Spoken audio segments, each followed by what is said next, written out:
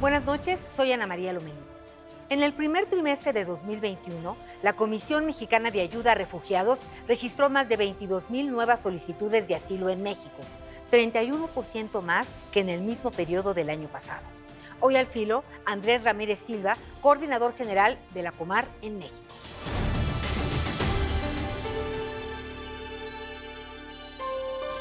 Muchas gracias por estar con nosotros, Andrés Ramírez Silva, responsable de Comar. Muchísimas gracias, Ana María. Ha sido un gusto estar con ustedes y el poder explicar la situación de los refugiados a tu auditorio. Muchísimas gracias. Buenas noches.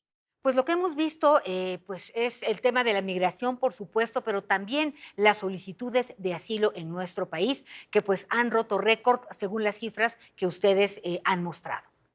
Pues sí, ha sido algo, sin embargo, yo creo que siempre es importante señalar que es algo que arranca desde el 2013. Eso es importante ante el auditorio para que no se piense que es una cuestión totalmente novedosa. Desde el 2013 empezaron a llegar los refugiados, sobre todo provenientes del Triángulo Norte Centroamericano, y año tras año se fue duplicando la cifra, de manera que para el año 2019 ya teníamos una cifra muy grande de 70,440 solicitantes. El año 2020 se registra un fenómeno especial, mundial, que es la pandemia, que es evidentemente un fenómeno externo al tema del desplazamiento forzado, y esto es lo que hace que se frene y se amortigüe y baje un poco esas tendencias tan elevadas que venían dándose a lo largo de todos estos años. Sin embargo, termina el 2020 con 41,200 solicitantes, que es un número mucho mayor que en el 2018. Es decir, había subido tanto que en el 2019 subió a más de 70,000, en el 2020 baja 41,000, pero 41,000 es mucho más que los 29,000 que habían llegado en el 2018. Este año la tendencia no solamente se recupera, porque en el ánimo de la gente el tema de la pandemia ya está cediendo el paso, sino que además se intensifica. Y por tanto, estamos pensando que este año vamos a romper los récords de incluso del año 2019. La Comar es responsable del proceso de determinación de la condición de refugiado y de otorgar protección complementaria, así como de brindar asistencia institucional a los usuarios. ¿Qué quiere decir esto, Andrés? Sí, yo creo que lo voy a explicar así de manera muy sencilla. Las personas llegan a México y muchas de ellas solicitan su estatus de refugiado. Pero el hecho de que lleguen y soliciten no quiere decir que nosotros se los vamos a dar de forma automática, porque tú te puedes imaginar que cualquier persona puede llegar y decir, yo soy refugiado, y tú cómo sabes.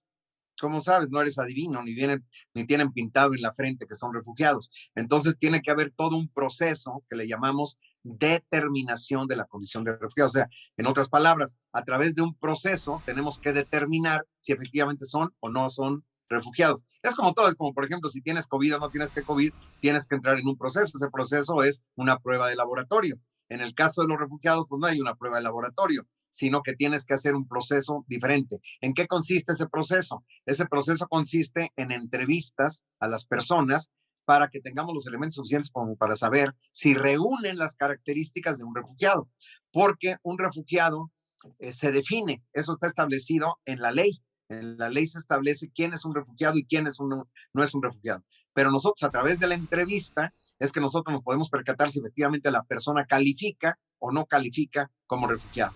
Ese proceso incluye una entrevista a fondo, pero incluye también el que nosotros nos alleguemos información de su país de origen. O sea, por ejemplo, vamos a decir que las personas vienen de Honduras, entonces nosotros tenemos que tener información de lo que ocurre en Honduras, ¿verdad? Esa es la información de su país de origen. Y por otro lado, tenemos que entrevistar a la persona para saber si efectivamente esta persona es víctima de persecución, es víctima de violencia generalizada, es víctima de violación de sus derechos humanos, etcétera, etcétera. O sea, que la persona en efecto encuadra dentro de la definición de refugiado. Si encuadra y con la información del país de origen nosotros podemos combinar los dos elementos y podemos determinar si efectivamente se trata de un refugiado o no, y por eso se llama proceso de determinación de la condición de refugiado. Una vez que nosotros llegamos a concluir si se trata de un refugiado o no, nosotros tenemos una resolución. Esa resolución puede ser positiva o negativa. Positiva significa que nosotros consideramos que en efecto reconocemos a esta persona como refugiada, o puede ser negativa, que nosotros pensamos que esa persona, por mucho que haya alegado que era refugiada, pues no es refugiada, porque no reúne las características de la definición de refugiado. ¿Cómo puede una persona solicitar, pues, ser refugiado en nuestro país? Sí, las personas todo lo que tienen que hacer es llegar a nuestra oficina y decir que ellos quieren solicitar el asilo o condición de refugiado. Nos lo dicen y nosotros entonces primero les hacemos un registro con una entrevista básica muy mínima de los datos más básicos y les tomamos el biométrico. Con ello quedan registrados como solicitantes y les damos una constancia solicitante de la condición de refugiado. Luego les damos una entrevista para ver sus necesidades primarias, las necesidades más urgentes, sea en albergues o sea por razones de salud, si están mal de salud, etcétera. Y luego les damos una cita para que vengan a la entrevista a fondo de la que te hablé. O sea, esa entrevista muchísimo más larga, mucho más a profundidad. Nosotros les damos esa cita, se lleva un tiempo para que vengan otra vez a la Comar y ahí ya les hacemos esa entrevista muy a fondo. A veces la persona no nos convence, no podemos llegar a determinar si efectivamente es refugiado o no, y entonces les hacemos otra segunda entrevista. Hay gente que le hemos entrevistado hasta 3 veces, normalmente es una vez, pero sí los llegamos a entrevistar 2 veces y rara vez 3 veces, pero sí se llega a suceder. Y también en el interín, y esto lo establece, todo este procedimiento está establecido en la ley, nosotros tenemos que pedirle a la Secretaría de Relaciones Exteriores que nos mande la información de país de origen, o sea, cuál es la información que prevalece en los países de donde vienen estas personas para que nosotros analicemos la situación de la persona también con la información del país de donde viene originariamente. ¿Cuánto tiempo pasa en lo que una persona queda registrada y finalmente pues se le otorga pues la calidad de refugiado? Son normalmente lo que establece la ley son 45 días y pueden ser extendidos a 45 días más, o sea, 90 días. ¿Y se les expide un documento? Sí, bueno, primero el documento de la constancia de solicitante que te decía yo al principio, o sea, cuando apenas llega la persona a solicitar, ahí les emitimos la constancia de solicitante, pero también cuando ya finalmente fue reconocida como refugiada, les damos un documento de refugiado. Y mientras tanto, ¿dónde se quedan? ¿Qué pasa con estas personas? Bueno, eso varía muchísimo, depende de las personas, ¿no? Es un mar de gentes, como yo te estoy hablando, estamos hablando de miles de gentes, entonces algunos de ellos están en albergues, algunos de ellos están con familiares, otros a final de cuentas rentan algún local, algún cuarto, algún departamento. Es muy variada la situación dependiendo de la situación económica de cada uno de ellos o dependiendo de las redes de apoyo familiares o de amigos que tengan en el país. Entendemos dónde empieza la responsabilidad de la Comar, pero ¿dónde termina? La Comar tiene la responsabilidad desde el momento en que la persona solicita la condición de refugiado, se registra con nosotros, desde ahí empieza su responsabilidad en el sentido de todo el proceso de determinación de la condición de refugiado, es decir, en determinar si efectivamente se trata o no de un refugiado. Esa es una responsabilidad nuestra exclusiva. La otra responsabilidad muy importante es que nosotros estamos responsables de referir a las personas para, en dependencia de sus necesidades, por ejemplo, tiene necesidades de vivienda, tiene necesidades de atención en materia de salud, de referirlos a las instancias de salud pública o a los albergues o los lugares donde los pueden acoger en algún hotel o en algún departamento, etcétera. Y nosotros coordinamos, somos responsables de coordinar con las diversas instancias o con las organizaciones de sociedad civil para que se les pueda ayudar.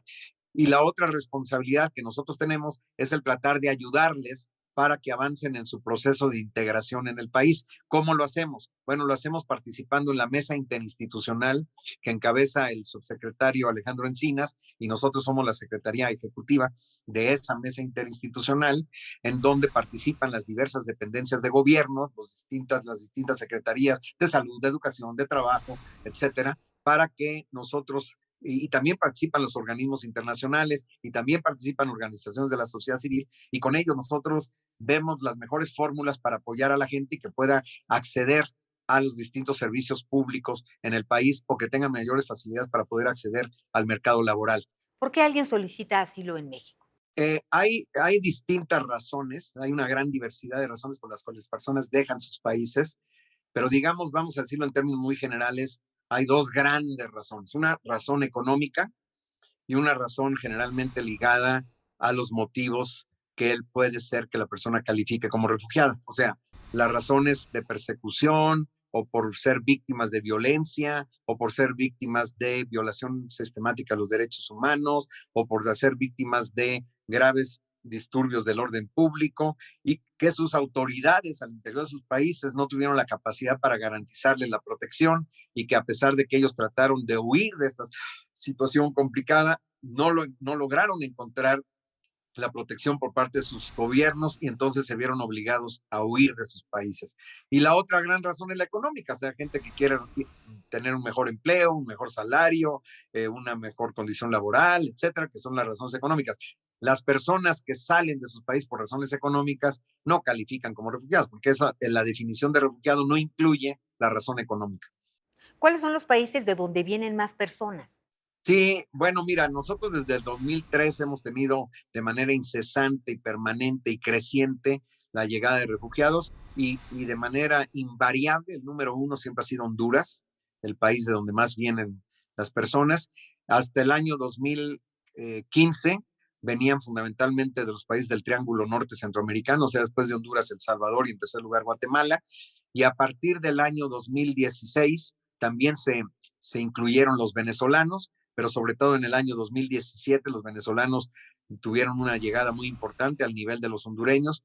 Ya a partir del 18 ya bajaron los venezolanos, pero siguen siendo de los top 5, top 6 principales nacionalidades. A partir del año 2018 también se juntaron los nicaragüenses por el conflicto que hubo en Nicaragua en el año 2018. A partir del 2019 han venido también del Caribe, de Haití y de Cuba, y podemos decir que cuando te digo a partir de este año no han dejado de venir las otras nacionalidades, o sea, simplemente se van sumando estas nacionalidades, pero sigue habiendo los del Triángulo Norte Centroamericano, sigue habiendo lo de Venezuela, sigue habiendo lo de Nicaragua, y ahora se acaban de agregar desde el año 19 los cubanos y los haitianos. Y también uno de los récords que se ha roto, pues dolorosamente, es el de los niños y de los adolescentes.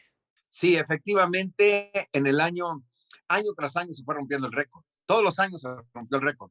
Y la última vez que se rompió el récord es el 19. El año pasado se hubiera roto otra vez el récord a no haber sido por la pandemia. O sea, fue un fenómeno externo, que fue la pandemia, que hizo que no se rompiera el récord. Pero este año, ya que la pandemia empezó a ceder y que la gente ya ha sufrido los avatares terribles de la crisis económica y de los desastres naturales y las expectativas del nuevo gobierno de los Estados Unidos, volvió a recuperarse la tendencia que venía antes de la pandemia y ahora inclusive se ha acentuado. Y entonces este año se está rompiendo todos los récords. El primer trimestre tiene más de 30% más que lo que tuvo el primer trimestre del 2020 y estamos pensando que este año vamos a tener entre 80 y 90 mil personas solicitando la condición de refugiado. Los niños también llegaban. El número mayor que llegó el récord fue en el año 2019, 19 mil y fracción, y este año pensamos que vamos a rebasar los 20 mil niños, niñas y adolescentes solicitando la condición de refugiado. ¿Te parece, Andrés, si para despedirnos jugamos al estilo? Asociación de ideas. Derechos humanos, Refugiado, asilo, condición de refugiado, fronteras, huida, xenofobia, animadversión, inclusión, integración, pueblos originarios, pueblos autóctonos, trabajo, salario, esperanza, deseo, México. asilo. Muchísimas gracias, Andrés Ramírez Silva de Comar, por habernos acompañado. Buenas noches.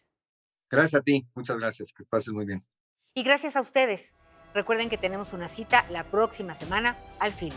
Cuídense y que descansen.